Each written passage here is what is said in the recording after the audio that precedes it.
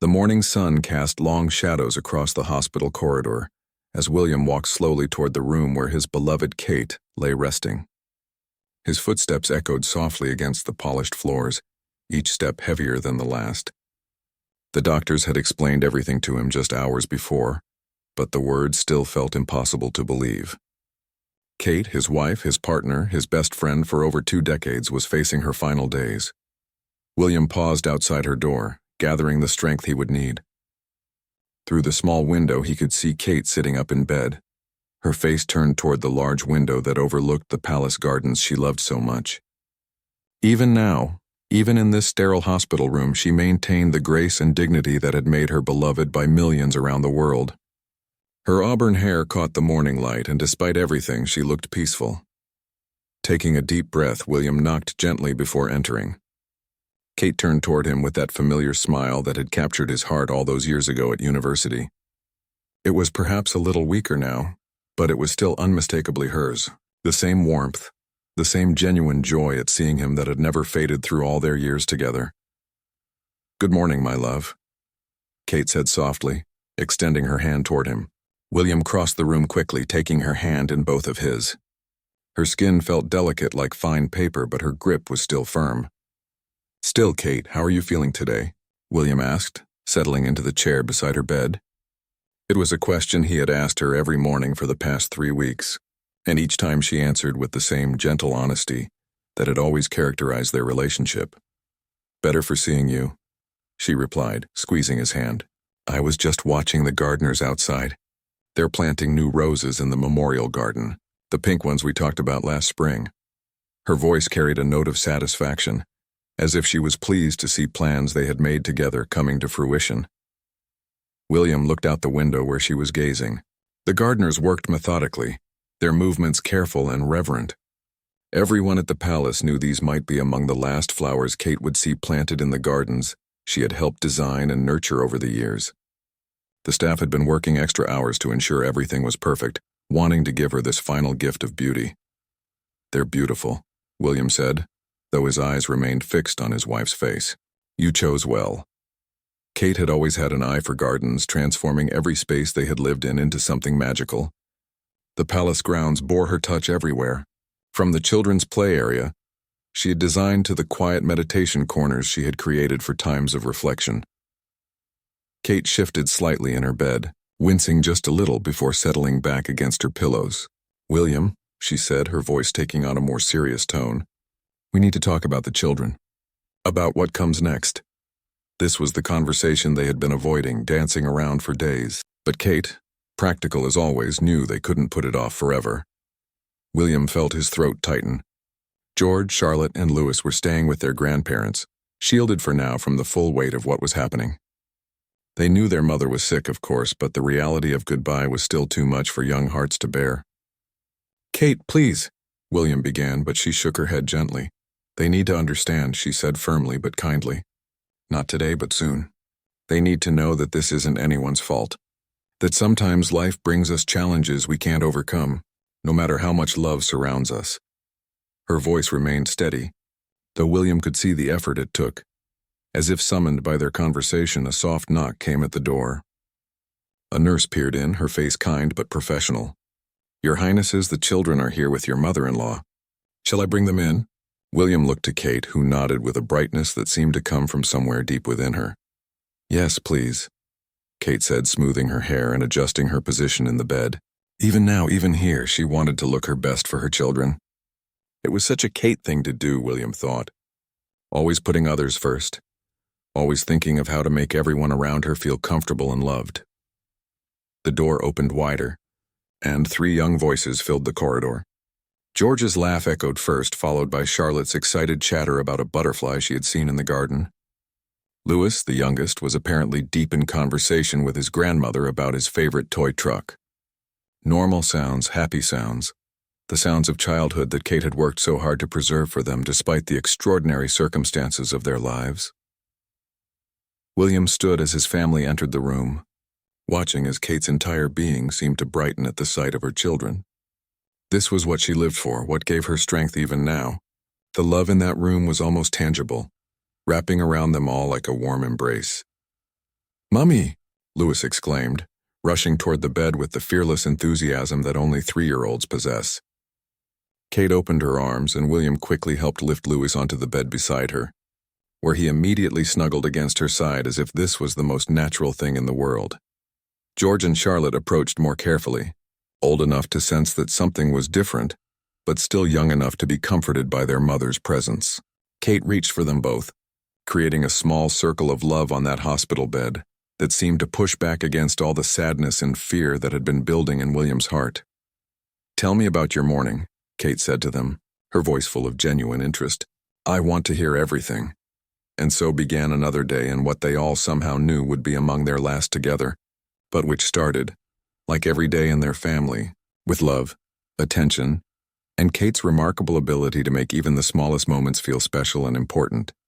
The afternoon sun streamed through the hospital windows as Kate sat with her children gathered around her bed, listening to their animated stories about their morning adventures. George, now 11 and increasingly aware of the weight his future would carry, had been helping his grandmother in the palace library, carefully cataloging some of the historical books that Kate had always encouraged him to explore. "Mummy, I found the book you showed me last Christmas," George said, his voice carrying both excitement and a mature tenderness that broke William's heart. "The one about the kings who built the gardens. Grandmama said I could bring it to show you tomorrow." Kate's eyes sparkled with genuine delight. "I would love that, darling. You remember how we talked about each king adding something special to make the palace more beautiful? That's what families do. We each leave something wonderful for the next generation." Charlotte, 9 years old and remarkably perceptive, had been quieter than usual. She sat cross-legged on the bed beside her mother, absent-mindedly braiding and unbraiding Kate's hair with the gentle care she had learned from watching her mother tend to her own hair countless times. "Mummy," Charlotte said softly, "are you going to get better soon?" The question hung in the air like a delicate bubble, beautiful but fragile. Kate exchanged a quick glance with William, who had positioned himself where he could watch over all of them. They had agreed to be honest with the children, but in a way that wouldn't frighten them more than necessary. "Charlotte, my sweet girl," Kate began, her voice warm and steady, "sometimes our bodies get tired in ways that rest and medicine can't fix. What's important is that we use the time we have to love each other as much as possible." She gently took Charlotte's hands in hers. "And love doesn't disappear even when people have to go away. It stays right here." She placed Charlotte's hand over her own heart. "And here," she moved it to Charlotte's chest. "Forever." Louis, who had been contentedly playing with his toy cars on the bedside table, looked up with the innocent curiosity that characterized everything he did. "Like when Grandpapa Philip went to heaven but we still love him?" he asked matter-of-factly. "Exactly like that, my darling," Kate replied, her voice catching just slightly. "Love is the strongest thing in the whole world. Stronger than anything else." William watched this exchange with amazement and heartbreak intertwined. Even now, Kate was teaching their children, helping them understand life's most difficult concepts with the same patience and wisdom she had always shown. She had a gift for making complex things simple without making them less important. A gentle knock interrupted the moment, and Dr. Harrison, Kate's primary physician, peered into the room. She was a kind woman in her 50s, who had been treating Kate with remarkable dedication and genuine care. "I'm sorry to interrupt," she said softly, "but I need to speak with their highnesses privately for a moment." Kate nodded, understanding immediately. "Children, why don't you go with Grandmama to get some tea and those biscuits Cook made specially for you? I heard there might be chocolate chips involved." The promise of their favorite treats was enough to entice the younger ones, though George lingered for a moment, his mature eyes searching his mother's face. "It's all right, George," Kate assured him. "Daddy and I just need to talk with the doctor about grown-up things." "We'll see you again very soon." George nodded reluctantly, then surprised everyone by leaning over to kiss his mother's forehead in a gesture that was both childlike and remarkably adult. When the children had left with their grandmother, Dr. Harrison approached the bed with the careful demeanor of someone who had delivered difficult news many times before. "How are you feeling today, Your Highness?" she asked Kate directly. "Truthfully, tired," Kate admitted, "more tired than yesterday." She had always been honest with her medical team, understanding that honesty was crucial for everyone involved. "But I'm not in pain, which I'm grateful for." Dr. Harrison nodded, consulting the chart in her hands. The latest tests show that the treatment is helping with comfort, which is our primary goal now. However, she paused, choosing her words carefully. I think we should discuss timeline. Based on what we're seeing, I believe we're looking at days rather than weeks. William felt the world shift slightly, though he had known this moment would come. Hearing it spoken aloud made it real in a way that all the previous conversations had not. Kate, however, received the news with the same grace she had shown throughout her illness. Thank you for being honest with us, she said simply. That helps us plan. She turned to William, taking his hand again. We need to make sure everything is arranged properly. For the children, for the transition, for everything that comes after. The next hour was spent in practical discussions that felt surreal in their normalcy. Kate wanted to ensure that certain personal items would go to each of her children, that letters she had written would be delivered at appropriate times, that the charitable organizations she had championed would continue their work. She spoke about funeral arrangements with the same careful attention to detail she had always brought to state occasions, concerned about how the ceremony could best serve the people while honoring the family's private grief. I want it to be beautiful, she said firmly. Not sad, but beautiful. I want people to remember joy, not just loss. Even in planning her own farewell, Kate was thinking of others, wanting to give comfort rather than receive it. As evening approached and the hospital settled into its quieter nighttime rhythm, William found himself alone with Kate for the first time all day.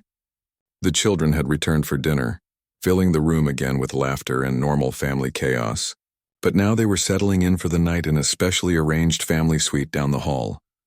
Are you afraid? William asked her quietly, voicing the question that had been haunting him. Kate considered this thoughtfully as she considered everything. Not afraid exactly, she said finally. Sad to leave you all, yes. Worried about how you'll manage without me fussing over everyone, but not afraid. She smiled at him with infinite tenderness. I've had such a beautiful life, William. Such love, such purpose, such joy. How can I be afraid when I've been so blessed? The next morning brought an unexpected gift. Kate felt stronger than she had in weeks. Dr. Harrison cautiously called it a rally, a phenomenon she had seen before where patients seemed to gather their remaining energy for important final moments. Whatever the medical explanation, William chose to see it as Kate's characteristic determination to make their last days together as meaningful as possible. I want to go outside, Kate announced after breakfast, her voice carrying more energy than it had in days. Just for a little while. I want to see the gardens properly, not just through a window. The request surprised everyone, but Dr. Harrison, after careful consideration, agreed that a brief wheelchair trip to the private garden adjacent to the hospital wing would be possible. William personally wheeled Kate outside, wrapping her carefully in the soft blue cashmere shawl that had been a gift from her mother years ago. The morning air was crisp and clean, carrying the scent of the roses that were just beginning to bloom. Kate closed her eyes and breathed deeply, a smile of pure contentment crossing her face. I had forgotten how good fresh air could feel, she murmured. How silly of me to take such a simple thing for granted. They settled in a quiet corner of the garden where a small bench faced a beautiful fountain that Kate had helped design several years earlier. The water danced in the sunlight, creating tiny rainbows that shifted and changed with each breeze. The children joined them shortly after, having finished their morning lessons with the private tutor, who had been brought in to maintain some normalcy in their disrupted routine. Louis immediately began chasing butterflies with the focused determination that characterized all his pursuits, while Charlotte gathered wildflowers to make a bouquet for her mother. George, mature beyond his years, sat quietly beside Kate's wheelchair, content simply to be near her. Tell me what you're thinking about, Kate said to George, noting his contemplative mood. You have that serious expression you get when you're working through something important.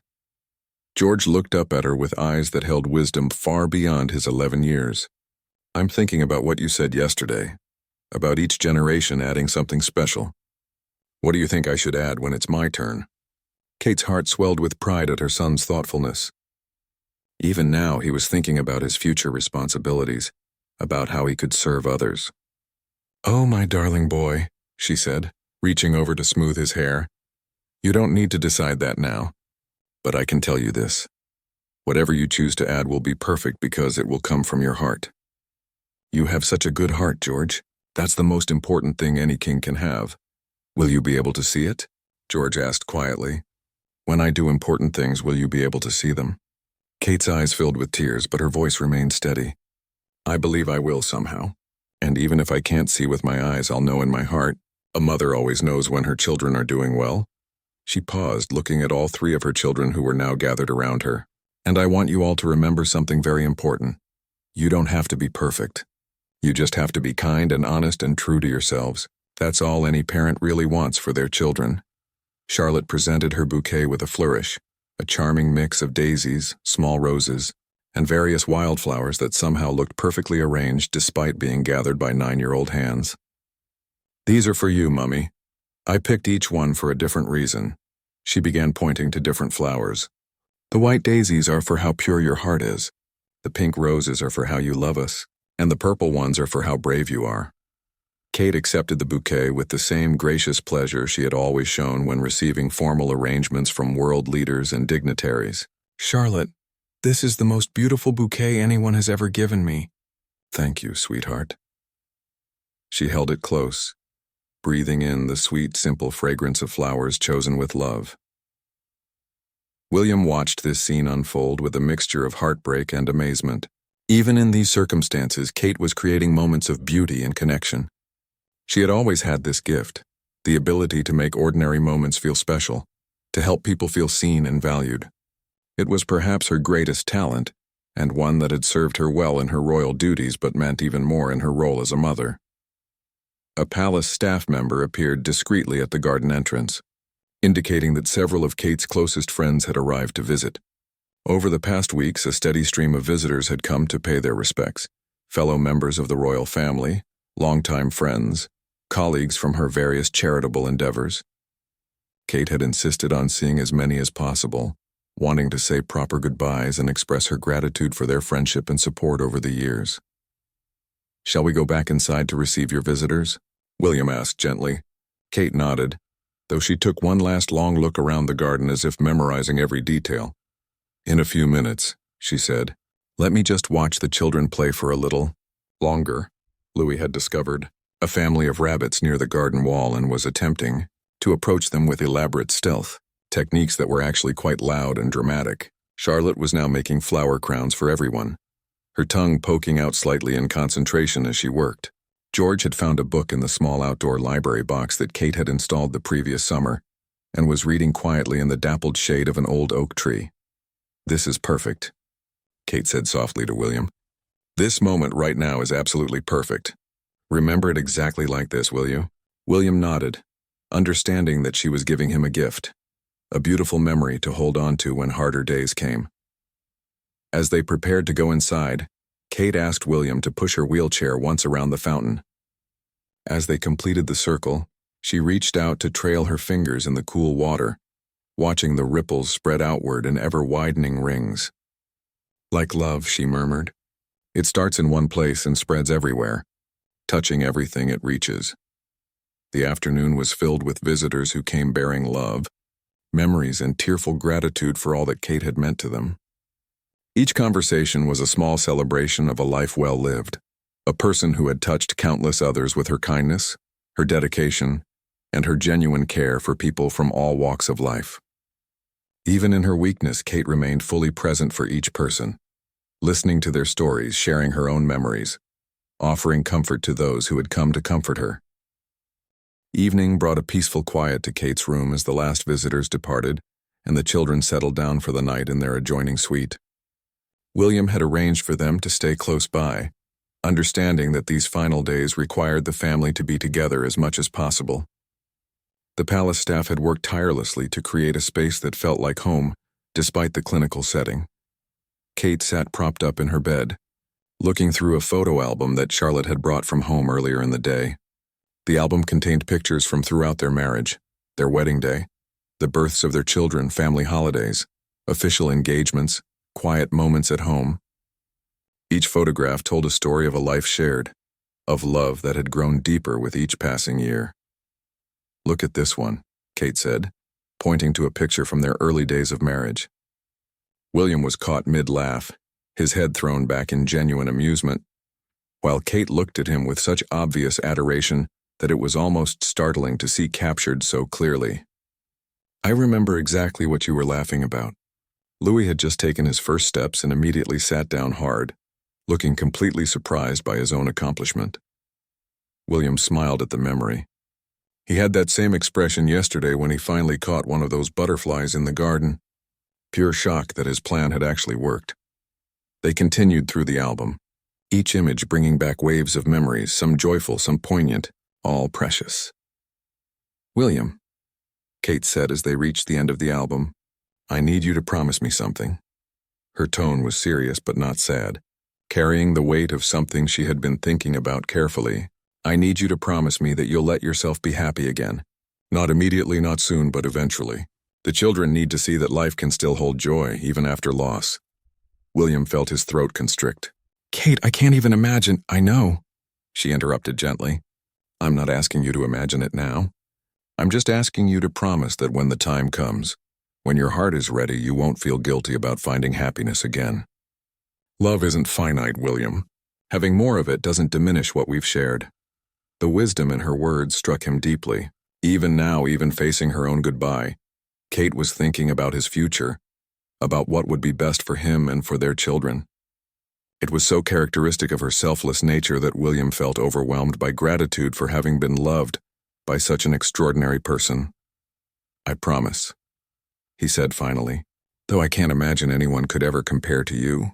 Kate smiled softly. "They won't be compared to me, and they shouldn't be. They'll be entirely themselves, bringing their own gifts, their own kind of love, and that will be exactly what you and the children need when the time comes." She paused, looking out the window where the first stars were beginning to appear in the darkening sky. "I hope she loves gardens," she added with a small laugh. "Someone needs to tend to all the roses I've planted." Their conversation was interrupted by a soft knock at the door. George appeared, looking younger than his 11 years in his pajamas, holding a book under his arm. "Mummy, could you read to me tonight? Like you used to when I was little?" The request was touching in its simplicity, a desire to return to the comfort of childhood routines in the face of adult realities too large to fully comprehend. "Of course, darling," Kate said, patting the bed beside her. "What book did you bring?" George climbed carefully onto the bed, snuggling against his mother's side with the unconscious trust that children have in their parents' ability to make everything better. "It's the one about the prince who learns to be kind," he said, opening to the first page. "I thought maybe we could read it together like we're both learning." Kate's heart nearly broke at her son's thoughtfulness. Even at 11, he was already thinking about the lessons he needed to learn, the person he needed to become. "That sounds perfect," she said, wrapping her arm around him and beginning to read in the soft, melodic voice that had soothed all her children through countless bedtime stories. As they read together, Charlotte and Louis appeared in the doorway, drawn by the familiar sound of their mother's voice. Without being invited, they climbed onto the bed as well, creating a cozy pile of family warmth that felt like the most natural thing in the world. William watched from his chair nearby, memorizing this scene. Kate surrounded by their children, all of them peaceful and content despite everything that was happening. The story they read was about a young prince who learned that true strength came not from power or wealth, but from kindness, wisdom, and the ability to understand and care for others. As Kate read about the prince's journey of discovery, William couldn't help but see parallels to their own children's futures, particularly George's path toward kingship. "The prince sounds like he was very wise," Charlotte observed when they finished the story. "Do you think all princes learn to be kind, or do some of them forget?" "I think," Kate said thoughtfully, "that kindness is something we have to choose every day. It's not always easy, especially when we're tired or sad or worried about something. But the people who remember to be kind even when it's difficult, those are the people who make the world a little bit better." "Like you, Mummy," Louis said matter-of-factly, with the simple honesty that only young children possess. "You're always kind even when you're sick." Kate felt tears spring to her eyes at her youngest son's observation. "Oh, my sweet boy," she said, kissing the top of his head. "Thank you for saying that. Being kind to all of you is the easiest thing I've ever done, because you make it so easy to love you." As the children gradually fell asleep curled around their mother, William remained in his chair, unwilling to disturb this precious scene. Kate caught his eye and smiled, mouthing, Take a picture, with a nod toward his phone. He understood immediately. This was a moment she wanted preserved. Not just in his memory, but in something tangible that the children could have someday. The photograph he took that night would become one of the most treasured images in their family's collection.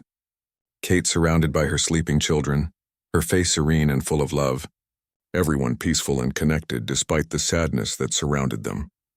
It captured everything that mattered most: love, family, and the quiet moments that define a life far more than any public achievement ever could.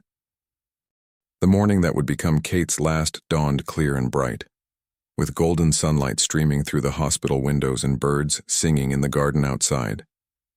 Kate woke feeling peaceful but noticeably weaker than the day before.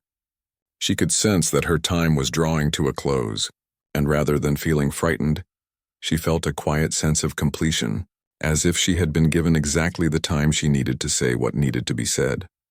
William had spent the night in the chair beside her bed, as he had every night since her condition had worsened. He woke to find Kate watching him with tender amusement, the same expression she had worn countless mornings throughout their marriage when she would wake before him and simply enjoy the peaceful moment before the day began. "Good morning, sleepyhead," she said softly, her voice weaker than usual but still carrying that hint of playful affection that had characterized their relationship from the very beginning. "You were snoring again." William stretched carefully, working out the kinks from sleeping in the chair, and moved to sit on the edge of her bed. "Was I keeping you awake? I can move to the other room if—" "No," Kate interrupted firmly, reaching for his hand. "I like the sound. It means you're here, that you're real, that this isn't just a dream." She paused, looking into his eyes with complete honesty. "William, I think today might be the day. I can feel something changing." The words hung in the air between them, heavy with meaning but not with fear. William felt his heart clench, but he also felt grateful that Kate was able to speak so openly about what was happening. Throughout her illness, her honesty had been a gift, allowing them to face each stage together without pretense or false hope. "Are you ready?" he asked, the question encompassing so many things. Was she ready to go? Was she at peace? Did she have any regrets or unfinished business that was troubling her? Kate considered this carefully, as she had considered every important question throughout her life. "I think so," she said finally. "I'm sad to leave you all, but I'm not afraid. And I feel like I've been able to say everything I needed to say." She squeezed his hand. "Will you bring the children? I want to spend this day with all of you together." William nodded, understanding that this would be their goodbye day, their chance to create final memories that would have to last a lifetime. He called for the children to be brought from their suite, and within minutes, the room was filled with the gentle chaos that always surrounded their family. The children seemed to sense that something was different about this day. They were quieter than usual, more inclined to stay close to their mother's bed, more thoughtful in their conversation. George, in particular, seemed to have developed an almost adult awareness of the gravity of the situation, though he maintained the brave composure that was already becoming his trademark. "Mummy," Charlotte said, climbing carefully onto the bed beside Kate, "will you tell us about when we were babies? About what we were like when we were very little?" It was such a perfectly Charlotte request. She had always loved family stories, always been fascinated by the idea that she had existed before she could remember it. Kate's face lit up with genuine joy at the request. "Oh, darling, I would love to tell you those stories." She settled back against her pillows, gathering her strength for what she somehow knew would be her final gift to her children, the stories of their earliest days, told with all the love and detail that only a mother could provide. She told them about George's birth, how he had arrived with a full head of dark hair and eyes that seemed to take in everything around him with serious consideration. She described how he had been such a calm baby, rarely crying, always watching and learning. "Even as a tiny baby, you had this dignity about you," she told him, "as if you knew you had important work to do someday and you were already preparing for it." For Charlotte, she shared the story of her dramatic entrance into the world, how she had arrived faster than expected, and immediately made her presence known with lusty cries that announced to everyone that Charlotte had arrived and intended to be noticed. "You came into this world knowing exactly who you were," Kate laughed. "Strong-willed and beautiful and absolutely determined to make your mark on the world." And for Louis, she described his gentle arrival, How he had been born on a snowy morning and had immediately captured everyone's hearts with his sweet temperament and infectious smile. "You were such a happy baby," she told him. "Always smiling, always content, always bringing joy to everyone around you." As Kate shared these stories, William found himself remembering those early days of parenthood, the overwhelming love he had felt for each of his children, the way Kate had taken to motherhood with such natural grace and instinct. She had been an extraordinary mother from the very beginning, somehow knowing exactly what each child needed, when they needed it. The morning passed peacefully, filled with stories, gentle laughter, and quiet conversations. Kate asked each child about their dreams for the future, listening with complete attention as George talked about his hopes for his eventual role as king. Charlotte shared her ambitions to become a veterinarian and help animals, and Louis explained his plan to build the world's biggest sandcastle during their next beach holiday. "Those all sound like wonderful plans," Kate said warmly.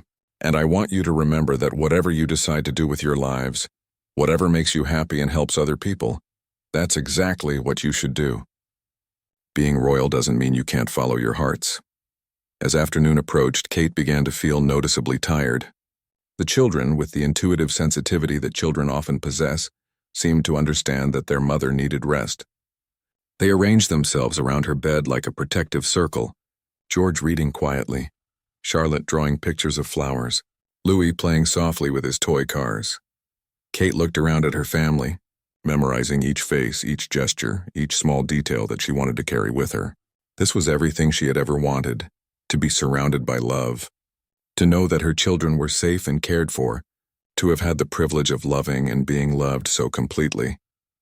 "William," she said softly, "could you open the window? I'd like to hear the birds singing."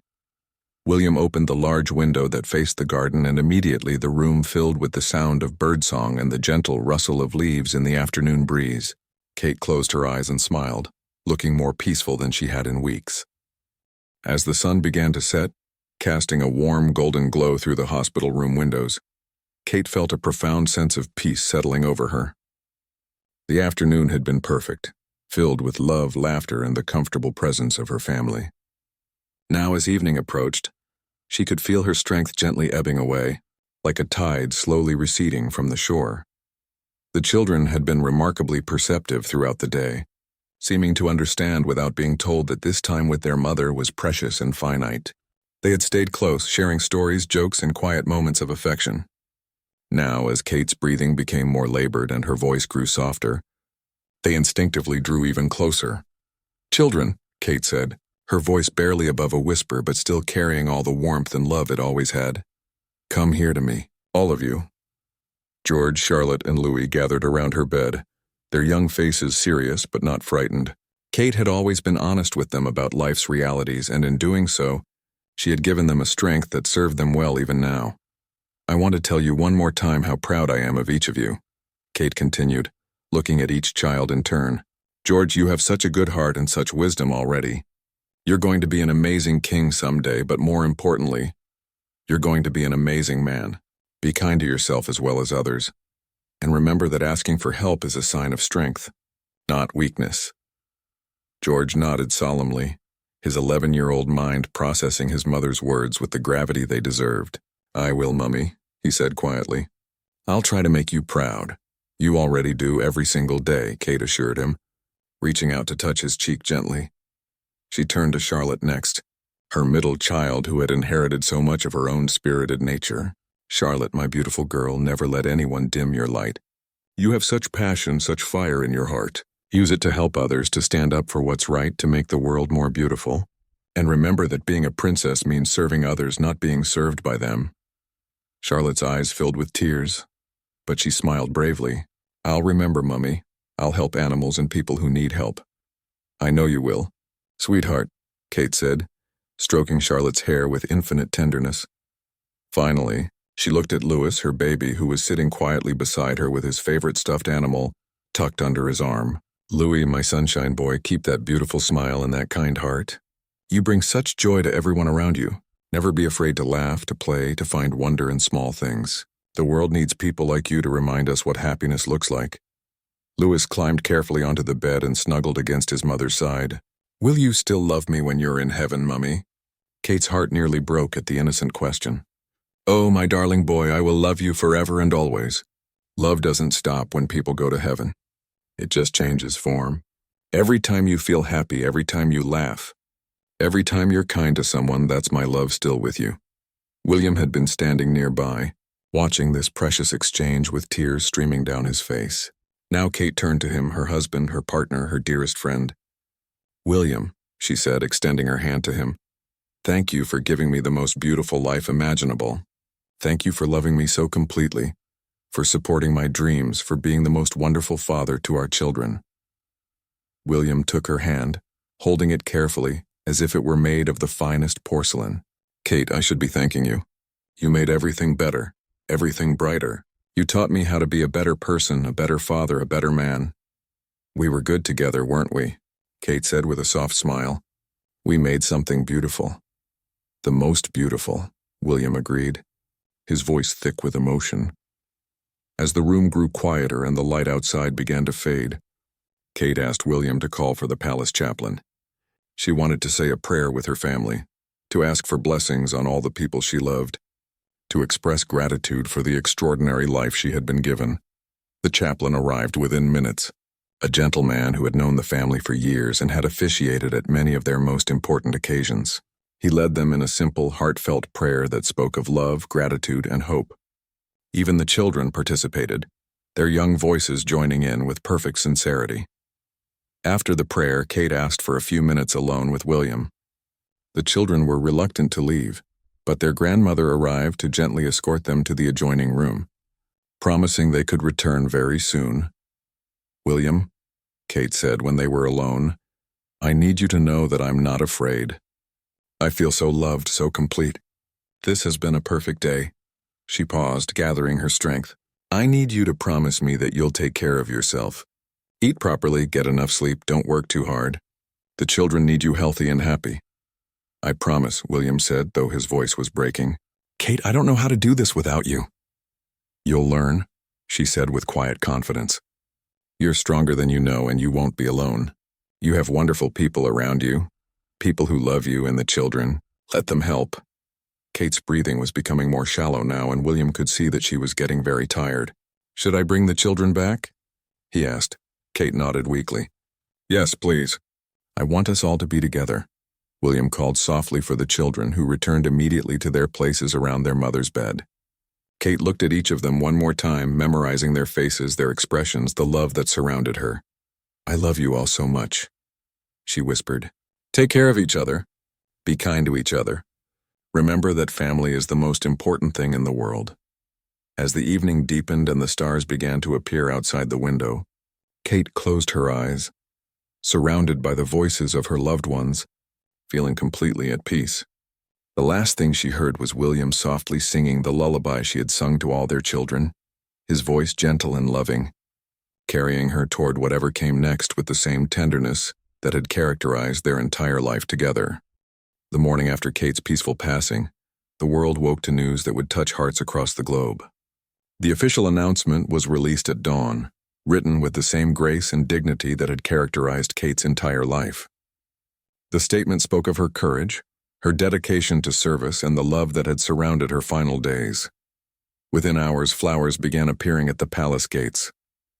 Not just formal arrangements from dignitaries and world leaders, but simple bouquets brought by ordinary people who had been moved by Kate's kindness and authenticity throughout her years of public service. Children drew pictures, families wrote letters, and people from all walks of life came to pay their respects to a woman who had somehow managed to remain genuinely human despite her extraordinary circumstances. William, though deep in his own grief, was amazed by the outpouring of love. He walked through the crowds gathered outside the palace, reading the messages that people had attached to their floral tributes. One card, written in a child's careful handwriting, read, "Thank you for showing us how to be kind." Another, from an elderly woman, simply said, "She made the world more beautiful." The funeral planning proceeded with the careful attention to detail that Kate had requested. She had wanted the ceremony to be a celebration of life rather than simply a mourning of loss, and every element reflected this wish. The music included pieces that had been meaningful to their family, from the hymn that had been sung at their wedding to the lullaby that Kate had hummed to their children. George, Charlotte, and Louis had been remarkable in their composure, drawing strength from the love and support that surrounded them. They had been included in age-appropriate ways in the funeral planning, choosing flowers for their mother's casket, and helping to select photographs for the memorial displays. Their participation gave them a sense of purpose during an incredibly difficult time. On the morning of the funeral, Westminster Abbey was filled with people whose lives Kate had touched. World leaders sat beside charity workers she had supported. Fellow parents from the children's school were present alongside members of Parliament. It was exactly the mix Kate would have wanted, a true representation of the community she had worked so hard to serve and strengthen. The service began with words that Kate herself had chosen months earlier, when she had first begun planning for this possibility. The Archbishop spoke of her life as a testament to the power of love, service, and quiet dignity. He mentioned her work with children's charities, her dedication to mental health awareness, and her tireless support of the arts, but he focused most on her role as a mother, wife, and friend. William delivered a eulogy that brought tears to eyes around the world. He spoke not of Kate's public achievements, though they were many, but of the woman he had known privately, the one who left notes in his briefcase when he traveled, who insisted on reading bedtime stories even when she was exhausted from official duties, who could make anyone feel welcome and valued with just a few words. Kate taught us that true nobility has nothing to do with titles or position, William said, his voice steady despite his emotion. True nobility comes from how we treat others, especially those who can do nothing for us in return. She showed us every day that the greatest privilege in life is the opportunity to serve others, to make their lives a little brighter, a little easier, a little more hopeful. The children participated in the service with remarkable courage. George read a poem that he had written for his mother, describing her as the Queen of Kindness and promising to carry her lessons with him always. Charlotte and Louis placed flowers on the casket, their small hands steady despite the magnitude of the moment. Perhaps the most moving moment came when the congregation sang Kate's favorite hymn, How Great Thou Art. The voices of thousands joined together, filling the ancient abbey with a sound that seemed to reach toward heaven itself. In that moment, it felt as though Kate's spirit was present, wrapping around everyone there like a warm embrace. Following the service, Kate was laid to rest in a private ceremony at Windsor, in the garden that she had loved so much. Only family and closest friends were present for this final goodbye. The spot chosen was beneath an old oak tree where Kate had often sat to read or simply enjoy the peace of the gardens she had helped create. As earth was gently placed over the casket, William noticed that someone had planted roses nearby, the pink ones that Kate had been watching the gardeners plant from her hospital window just days before. They were already beginning to bloom, as if nature itself was offering a tribute to someone who had loved and nurtured growing things throughout her life. In the weeks that followed, the true measure of Kate's impact became clear. The charities she had supported saw unprecedented donations from people who wanted to continue her work. The mental health initiatives she had championed received renewed focus and funding. Most importantly, countless individuals found themselves inspired to be kinder, more compassionate, more aware of their ability to make a positive difference in the world. William, supported by family and friends, began the difficult but necessary work of creating a new normal for himself and the children. Kate's presence was felt everywhere, in the photographs that filled their home, in the garden spaces she had designed, in the values she had instilled in their children. Rather than being a source of sadness, these reminders became sources of strength, tangible connections to the love that continued even after physical presence had ended. The children, resilient in the way that children can be, found ways to honor their mother's memory while continuing to grow and learn and discover their own paths. George threw himself into his studies with renewed determination, understanding more fully now the responsibility that awaited him. Charlotte began volunteering at a local animal shelter, following through on her promise to help creatures in need. Louis, in his innocent way, continued to bring joy to everyone around him, his smile a living reminder of Kate's own ability to find happiness in simple moments. 6 months after Kate's passing, William stood in the garden where she was buried, watching his children play nearby. The roses she had loved were in full bloom now, their fragrance carried on the afternoon breeze. For the first time since losing her, William felt something that might have been peace. Kate's grace had not ended with her death.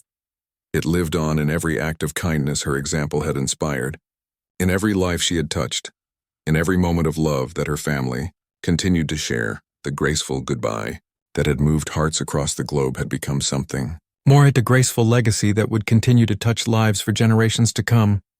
Kate's final gift to the world was the reminder that love, kindness, and dignity are never lost, but live on in the hearts and actions of all who choose to honor them.